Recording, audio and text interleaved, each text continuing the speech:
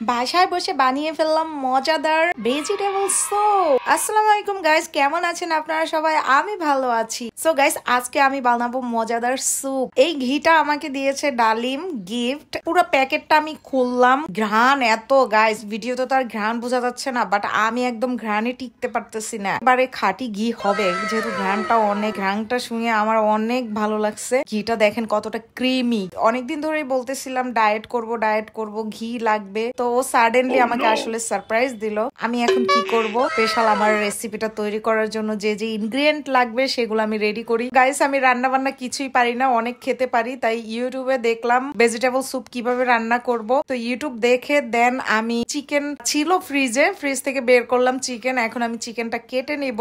আসলে মানুষ ছুরি দিয়ে কিভাবে চিকেন কাটে আমি জানি না, আমার কাটতে গিয়ে তো অবস্থা কাহিল, কেমন যেন থেতলিয়ে যাচ্ছে। এর জন্য ভাবলাম যে না, চাকু দিয়ে কাটবো না, এখন আমি এটা বটি দিয়ে কেটে নেই। আমি আসলে চাকু দিয়ে অত ভালো কাটতে পারি না, তো বটি দিয়ে কেটে নিলাম পেঁয়াজ চিকেন একসাথে। তো ফুলকপিও বাসায় ছিল, ফ্রিজ থেকে বের করে নিলাম। এখন ফুলকপিটা পিস পিস করে কেটে নিলাম। এরপরে আরো অনেক ইনগ্রিডিয়েন্ট আছে। এরপরে আমি নিলাম হলো পাতাকপি।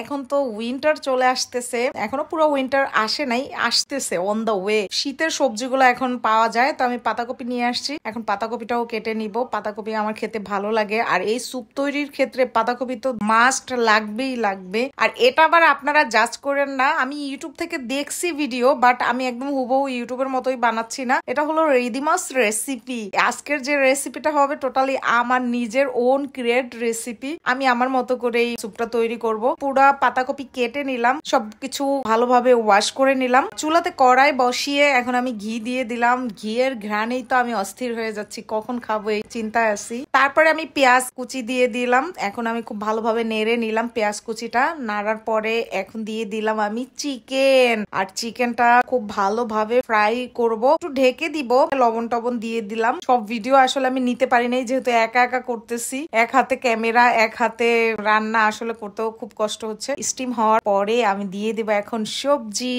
এখানে আছে পাতাকপি এন্ড ফুলকপি। অনেক ভালো লাগে পাতাকপি ফুলকপি। খুব ভালোভাবে নেড়ে নিলাম যাতে করে তেল লবণ পুরো সবজিতে মিক্সড হয়ে যায়। তারপরে আবার ঢাকনা দিয়ে ঢেকে দিলাম, একটু স্টিম হওয়া পর্যন্ত অপেক্ষা করতেছি। তো গাইস, অনেকটাই স্টিম হয়ে গেছে। আমি আবার উল্টে উল্টে দেখতেছি কতটুকু স্টিম হয়েছে। এই ফাঁকে আমি একটা কাজ করি, যেহেতু আমি স্যুপ করব, স্যুপের মধ্যে অবশ্যই ডিম দিব। তো ডিম আমি 3টা নিলাম। 3টা ডিম নিয়ে খুব ভালোভাবে ফেটিয়ে নিলাম, ফেটিয়ে নিয়ে রেখে দিলাম। এটা এখন আমি দিব না, একটু পরে দিব।